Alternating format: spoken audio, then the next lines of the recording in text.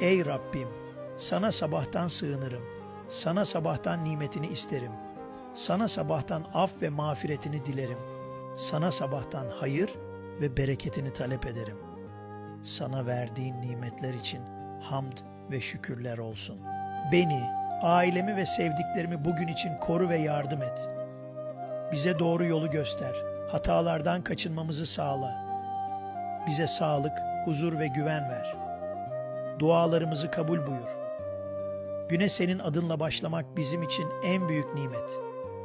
Dualarımı kabul et. Amin.